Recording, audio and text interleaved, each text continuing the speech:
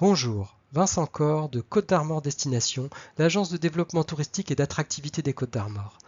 Aujourd'hui, je vais vous présenter la filière vélo-tourisme en Côtes d'Armor. Les Côtes d'Armor disposent de deux grands itinéraires européens, la Vélodyssée et la Vélo Maritime, d'un itinéraire national, la V42, et de trois itinéraires régionaux. Ils forment trois grandes boucles costo-armoricaines permettant de parcourir les Côtes d'Armor à vélo en plusieurs étapes, soit 630 km de voies aménagées et balisées, dont 284 km de voies vertes en site propre, dédiés et sécurisés. Une pratique du vélo qui progresse fortement, plus 45% en Côtes d'Armor depuis 2018, une progression qui suit la tendance nationale et bretonne, 34% de hausse. Les Européens et Français se sont tournés vers des activités de pleine nature, plus responsables à la découverte de leur territoire de proximité. La vélo maritime est plus particulièrement fréquentée par les touristes en séjour, notamment les étrangers, les Allemands. La Vélodyssée est un itinéraire privilégié par les itinérants. 35% des itinérants de Bretagne fréquentent cet itinéraire. La V42 et la 403 sont des itinéraires particulièrement fréquentés par des locaux et des excursionnistes. C'est aussi le cas de la V408. La V406 est autant fréquentée par des touristes en séjour que des excursionnistes. L'été concentre la moitié de la fréquentation des cyclistes sur les véloroutes et voies vertes. Les touristes, itinérants comme en séjour, concentrent leurs déplacements en été, 70%, alors que les excursionnistes pratiquent autant en printemps et en automne. L'enjeu est de développer des services adaptés aux cyclistes en toute saison pour faciliter l'étalement de la fréquentation. Les cyclistes itinérants, 11% des cyclistes, ils viennent d'abord en famille, puis en couple, pour des séjours longs en été. Ils sont nombreux à utiliser le train pour venir en séjour. Ils parcourent en vélo 57 km par jour, à peu près 600 km lors de leur séjour. Ils séjournent d'abord en camping ou en hôtel. C'est la pratique qui a le plus progressé depuis 2018, multipliée par 2,7 en 5 ans. Du fait notamment de la pratique plus importante des Français et en particulier des Bretons. L'enjeu est d'accompagner le développement de l'itinérance en proposant plus d'étapes en camping notamment. Les touristes en séjour, 36% des cyclistes, d'abord des couples en séjour d'une semaine en été. Ils utilisent leur voiture ou camping-car et viennent d'abord de Bretagne ou de Normandie. Ils séjournent en camping-car, camping, chez la famille, en location. Ils réalisent des excursions vélo aller-retour à la demi-journée. La pratique du vélo était importante dans leur choix de destination. L'enjeu est de développer des territoires de séjour sans voiture, bénéficiant d'un réseau cyclable dense et sécurisé.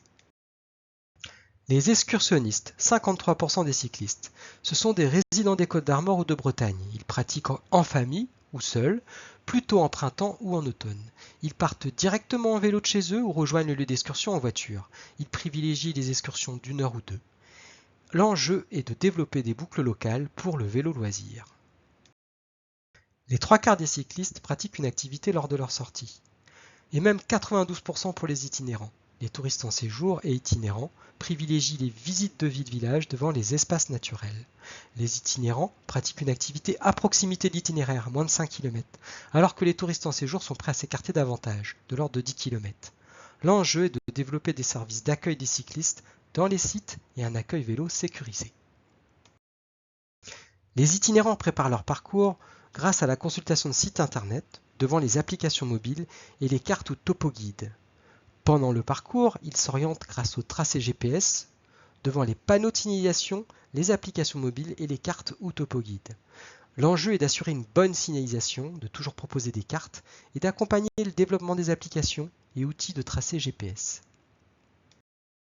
35% des cyclistes utilisent des vélos à assistance électrique. C'est même la moitié des touristes en séjour. La plupart des cyclistes utilisent leur propre matériel. 93%. Ils sont 7% à avoir recours à la location lors de leur excursion. C'est plus le cas des touristes en séjour, 17%, ou dans une moindre mesure des itinérants, 10%. Par rapport à 2018, le taux d'utilisation des vélos à assistance électrique a triplé, notamment auprès des touristes en séjour et particulièrement des étrangers. L'enjeu est de développer des services pour les vélos à assistance électrique, notamment en recharge, ainsi que la réparation de vélos.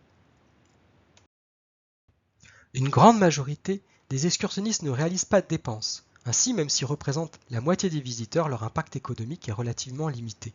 Les touristes dépensent bien plus, qu'ils soient en séjour ou en itinérance. Ils dépensent entre 56 € et 59 € par jour et par touriste. C'est supérieur à la moyenne de la dépense d'un touriste en Côte d'Armor qui est de l'ordre de 52 €. Ainsi, les touristes itinérants, 11% des usagers, concentrent un quart des retombées économiques du vélo. La mobilité représente un tiers de l'impact carbone d'un touriste en Côte d'Armor. C'est le deuxième poste d'émission, voire même le premier pour les étrangers. Ça s'explique par un usage important de la voiture, 85% des déplacements pour venir en séjour. Le tourisme itinérant à vélo contribue à réduire l'impact carbone des touristes de par l'utilisation du vélo. Par ailleurs, près de la moitié des touristes itinérants utilisent le train pour venir en séjour sur notre territoire. Les usagers vélos sont satisfaits des prestations proposées sur les itinéraires de véloroute et voies vertes en Côte d'Armor, et cette perception a même progressé depuis 2018. Les points forts, c'est la qualité des aménagements, l'entretien, la signalisation, la sécurité, les revêtements, ainsi que la mise en tourisme, comme les paysages, l'intérêt, les sites, les accès et solutions de transport. Les points améliorés, les cyclistes apprécieraient plus de recharge VAE, réparateurs vélo, points d'eau et aires de repos. La présence d'hébergements, de cafés, de restaurants est moins bien notée par les itinérants. Et aussi à noter un besoin de stationnement aux abords des lieux de visite. Accueil Vélo est la marque de qualité nationale qui garantit des services adaptés aux attentes de toutes les clientèles à vélo. Les Côtes-d'Armor, c'est le premier département breton en nombre de labellisés, plus d'un tiers des labellisés de Bretagne. Ce sont d'abord des hébergements, localisés le long de la Vélo maritime en frange littorale ou le long de la Vélodyssée. 45% des touristes en séjour connaissent le label Accueil Vélo, c'est même 60% pour les itinérants. L'enjeu est de renforcer l'offre de prestations Accueil Vélo le long des itinéraires. Pour tout complément d'information sur la filière vélotourisme, contactez Sophie Ribouchon.